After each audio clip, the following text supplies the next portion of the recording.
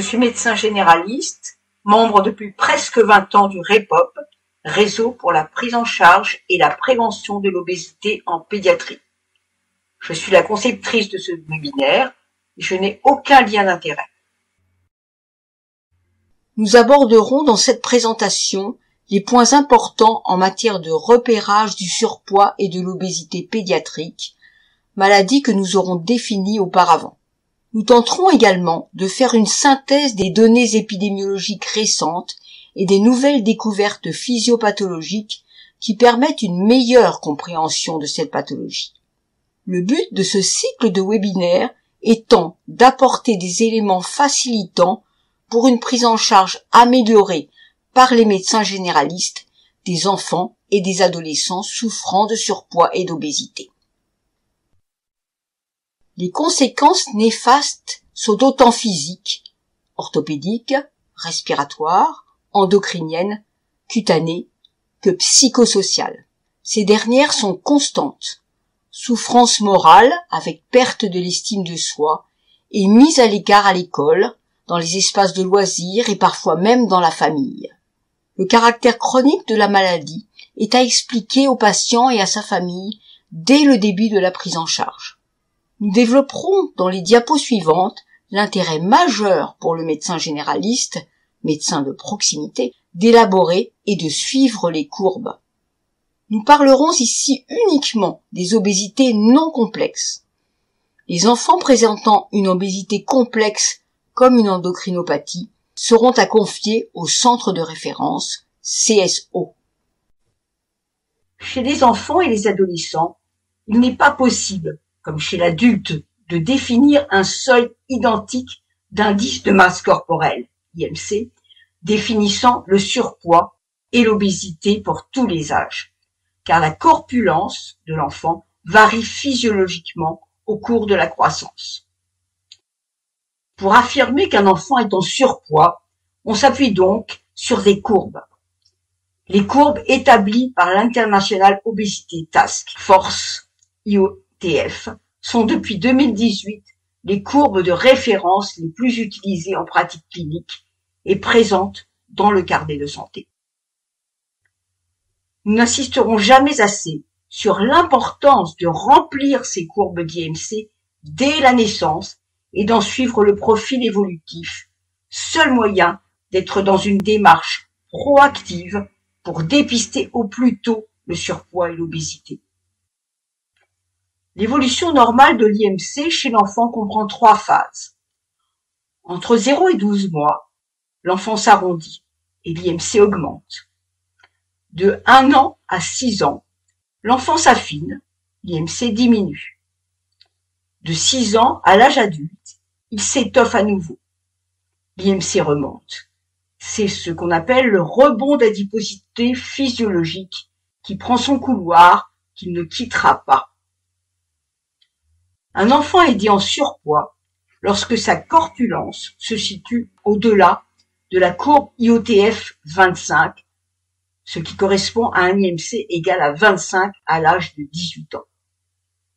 Il est obèse lorsque sa corpulence se situe au-dessus du seuil de l'IOTF 30. Enfin, l'IOTF a défini un seuil d'obésité sévère ou morbide lorsque l'IMC se situe au-delà du seuil correspondant à un IMC à 35 à l'âge de 18 ans. Vous voyez sur cette étude récente de mars 2024 du Lancet que l'augmentation du surpoids et de l'obésité de l'enfant et de l'adolescent dans le monde est inquiétante. En France, l'enquête du ministère du Travail, de la Santé et de la Solidarité d'avril 2023 met l'accent sur la nécessité de mieux prévenir et prendre en charge l'obésité en France. La France progresse, comme vous le voyez, au niveau mondial, d'après l'étude du Lancet publiée en février 2024, malgré un dépistage et une prévention encore beaucoup trop tardifs et insuffisants. D'après l'enquête de l'adresse, les filles passeraient plus de temps devant les écrans en semaine. La moitié d'entre elles passant au moins 4 heures devant les écrans, contre 3 heures pour la moitié des garçons. Ces différences dans le temps d'usage n'apparaissent cependant plus le week-end, où la moitié des garçons et la moitié des filles déclarent consacrer quotidiennement 6 heures ou plus aux écrans. Nous rappellerons que les recommandations publiées en 2013 par l'Académie des sciences suggèrent de ne pas excéder 2 heures par jour devant les écrans à l'adolescence. Un temps élevé passé devant les écrans peut avoir un impact sur la quantité, mais aussi sur la qualité du sommeil. Vous verrez dans un prochain webinaire l'impact du sommeil sur l'obésité pédiatrique. D'après la même enquête, 74% des élèves de 3e déclarent pratiquer un sport, en club ou pas. Les garçons plus que les filles, 81% contre 67%. Nous entrevoyons non seulement l'importance de transmettre aux enfants et à leurs familles ces informations, mais aussi de les accompagner avec patience, tact et douceur dans les changements possibles dans leur mode de vie. Pour l'ensemble de la France, nous ne disposons pas de suivi fiable de cohortes suffisantes sur l'impact du Covid sur l'obésité. Mais il nous a semblé intéressant de vous présenter le travail effectué dans le 94 à partir des bilans de santé en école maternelle des enfants de 4 ans, bilan effectué durant les années 2018-2019, 2019-2020 et 2020-2021 par le service de protection maternelle et infantile. L'article est paru au bulletin épidémiologique hebdomadaire numéro 8 du 26 avril 2022. Les données du BSEM montrent que la proportion des enfants en surpoids selon l'IMC, en moyenne section de maternelle, est significative à la suite de la crise sanitaire. Les mesures prises ont accru la sédentarité et dégradé les modes d'alimentation, avec un impact significatif chez les enfants. Les facteurs de risque relevés sont le sexe féminin et l'appartenance de l'école à un réseau d'éducation prioritaire ou prioritaire renforcé. La fréquentation d'une garderie ou de la cantine scolaire sont des facteurs protecteurs du surpoids et de l'obésité. Une vigilance particulière devra être portée dans les zones socialement défavorisées et chez les filles. Cette étude montre l'importance des facteurs environnementaux sur l'obésité. Ce sont sur ces facteurs que nous tenterons d'agir de concert avec l'enfant et sa famille. Le lien entre corpulence des enfants et des adolescents est marqué par un gradient social, et ce, dès le plus jeune âge. La surcharge pondérale à 5-6 ans concerne davantage les enfants d'ouvriers que de cadres, 16% contre 7%, avec 4 fois plus d'obésité chez les premiers. Par ailleurs, les enfants de cadres sortent plus fréquemment de l'obésité entre 6 et 15 ans. Les habitudes de vie favorisant le surpoids sont en effet plus répandues chez les ouvriers, d'après l'enquête de la DREES de décembre 2017. En 2019, une nouvelle enquête de la DREES a montré que le lien entre les différences sociales et l'obésité se maintenait chez les enfants en classe de 3e.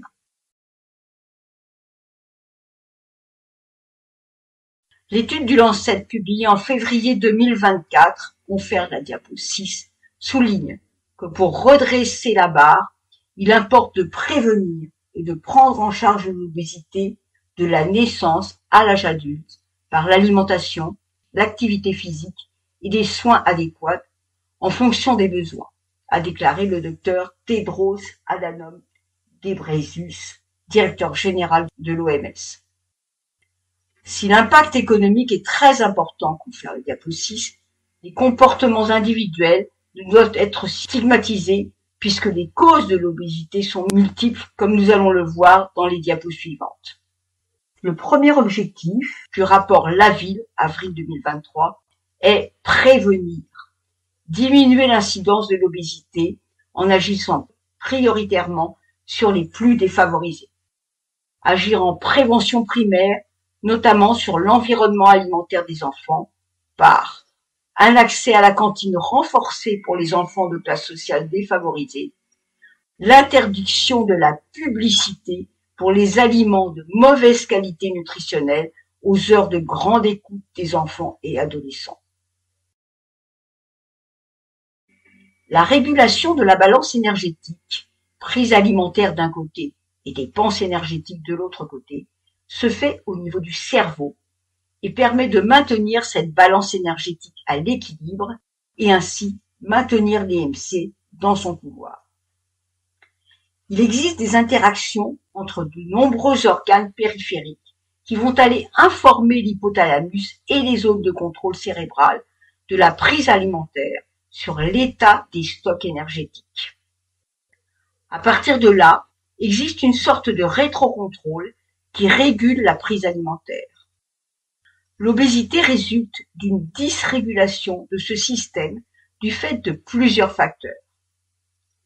Dans l'obésité de l'enfant, les facteurs de prédisposition génétique occupent une place importante, 60 à 70% des cas. Mais d'autres facteurs de l'environnement, qui sont détaillés tout au long de ce cycle de formation, aggravent cette situation. Et ce sont sur ces derniers que nous pouvons agir préventivement. Les nouveaux médicaments qui vont apparaître sont dédiés uniquement aux obésités génétiques et réservés aux centres spécialisés dans l'obésité.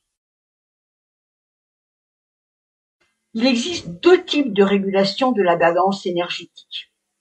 Une régulation à court terme, qui intervient au cours des repas, lors de la prise alimentaire, et qui va induire des sensations de satiété. Elle est régie par des entérohormones fabriquées par l'intestin grêle et l'estomac. La régulation à long terme, sur plusieurs mois, qui joue sur le poids. Elle est régie essentiellement par la leptine, produite par les adipocytes, et à un moindre degré par l'insuline pancréatique. La programmation in utero, et plus exactement les 1000 premiers jours de vie, serait davantage responsable de surpoids et de troubles métaboliques que d'obésité massive. Nous voyons sur cette diapositive, au niveau de la régulation à court terme, que les entérohormones produites par l'intestin grêle vont informer l'hypothalamus sur la distension intestinale liée à l'arrivée du bol alimentaire dans le tube digestif. Et par rétrocontrôle, le cerveau va activer la satiété et diminuer les ingestats. La gréline, elle, produite par l'estomac, est au contraire orexigène. La leptine, elle, renseigne le cerveau sur la quantité de masse grasse, stock énergétique, en se fixant sur un récepteur spécifique nommé MCAR, récepteur de type 4 mélanocortine, au niveau du noyau arqué de l'hypothalamus et active les voies anorexigènes et inhibera la voie orexigène. Ce système de régulation est en connexion avec d'autres zones du cerveau, l'amygdale et l'hippocampe, qui sont impliqués dans la notion de plaisir ou la motivation d'avoir envie de manger. Le cortex préfrontal qui joue sur le self-control. Ainsi, le cerveau est devenu la cible thérapeutique. Cette diapositive montre l'importance d'expliquer à l'enfant et à sa famille qu'ils ne sont pas totalement responsables de l'obésité. La génétique fait que la balance énergétique de l'enfant est programmée à un niveau supérieur chez les enfants obèses, mais que des facteurs environnementaux défavorables dévoileront cette prédisposition génétique et feront que l'enfant sera obèse. Ce sont sur ces facteurs obésogènes que l'enfant et sa famille, aidés par une équipe pluridisciplinaire, formée, pourront agir pour stabiliser ou minorer l'obésité et éviter ses conséquences néfastes sur la santé. Surtout, notre rôle est de rester bienveillant dans nos discours, qui paraît très important. L'hypothèse du phénotype économe suggère que les adaptations métaboliques précoces aident à la survie de l'organisme en sélectionnant une trajectoire de croissance appropriée en réponse aux signaux environnementaux. Adaptation devenue impossible, point d'interrogation. Souvent, l'obésité n'est que la partie émergée de l'iceberg. Toujours rechercher un facteur psychologique déclenchant. Nous n'insisterons jamais assez sur l'importance d'établir la courbe d'IMC et de croissance staturale de chaque enfant vu en consultation, quel que soit le motif de cette dernière, et ce, au moins 2 fois par an. L'analyse de l'évolution de l'IMC est le seul moyen de dépistage précoce et de suivi d'un problème de surpoids ou d'obésité. C'est un outil très visuel qui permet une explication et un dialogue, quel que soit l'âge de l'enfant. Vous voyez sur cette diapositive qu'une adaptation imagée pour les jeunes enfants existe. La voiture qui sort de sa voie. Une cassure de la courbe de taille doit alerter. D'où l'intérêt de faire aussi la courbe de croissance staturale. En effet, lors de son développement, l'obésité commune est accompagnée d'une accélération de la croissance staturale et jamais d'un ralentissement. Cet élément doit faire rechercher systématiquement en premier lieu une pathologie endocrinienne responsable de l'augmentation de la corpulence, comme un hypercorticisme, une hypothyroïdie sévère. Vous voyez sur cette diapo que nous ne pouvons pas nous contenter ni d'une impression visuelle. L'enfant sur cette image de gauche ne paraît pas en surcharge pondérale, ni de la seule courbe pondérale. Encore une fois, seule l'allure évolutive de la courbe d'IMC permet un dépistage et une prise en charge précoce qui limitera les complications tant physiques que psychologiques du surpoids et de l'obésité. L'analyse de la cinétique de la courbe d'IMC est capitale. 3 éléments sont à repérer. Le premier, une ascension continue de la courbe dès la naissance, qui évoque une obésité génétique et justifie l'avis d'un centre spécialisé en obésité pédiatrique. Le deuxième, l'âge du rebond de l'adiposité. Je vous rappelle qu'il s'agit de l'âge correspondant au point le plus bas de la courbe d'IMC et la réascension de l'IMC. En moyenne, le rebond d'adiposité physiologique se situe à l'âge de 6 ans. Plus cet âge est précoce, plus le risque de devenir obèse est élevé. Le troisième élément à observer et à rechercher, c'est le changement de couloir. Un changement rapide de couloir et de mauvais pronostics. L'âge de début du surpoids, obésité doit être aussi noté. Enfin, chez l'adolescent, si le rapport tour de taille sur taille est supérieur à 0,5, l'adolescent présente un excès de graisse abdominale associé à un risque cardiovasculaire et métabolique accru. Ce tableau, qui est un peu dense, nous le reconnaissons, mais précis, correspond à un arbre décisionnel de prise en charge. Il en existe une version simplifiée sur le site Amélie, sur le paragraphe Mission retrouve ton cap. Ce logigramme met en évidence que quel que soit le type et le degré d'obésité de l'enfant ou de l'adolescent, la prise en charge devra toujours être pluridisciplinaire. Comme je l'ai dit précédemment, ne sont pas développées dans ce webinaire les obésités complexes, où l'obésité n'est pas le seul signe et s'intègre dans un cortège d'autres symptômes. Ces obésités complexes seront confiées systématiquement au centre spécialisé en obésité pédiatrique. Ici, l'accent est mis sur l'importance de partir du ressenti et du vécu de l'enfant ou adolescent et de ses proches. À chaque consultation, il est important de demander à l'enfant où il en est, comment il se sent. En faire de même avec ses accompagnants familiaux. La qualité de la prise en charge dépend avant tout de l'alliance thérapeutique et de la valorisation sans cesse renouvelée du travail effectué, si minime soit-il, par l'enfant et sa famille. Ces éléments passent avant la pesée. Il faut donc donner une juste place à la balance. Si l'enfant refuse parfois de se peser, il convient d'accéder à sa demande. Les professionnels de santé devront agir avec douceur et empathie. Nous connaissons maintenant mieux les raisons du surpoids et de l'obésité pédiatrique. Nous avons vu l'importance du dépistage précoce par le suivi régulier dès la naissance de la courbe d'IMC. Pour le moment, nous ne savons pas guérir une obésité installée, mais nous pouvons, en agissant sur certains facteurs environnementaux que nous développerons dans les présentations suivantes, aider le patient à la stabiliser et ainsi en réduire les conséquences néfastes.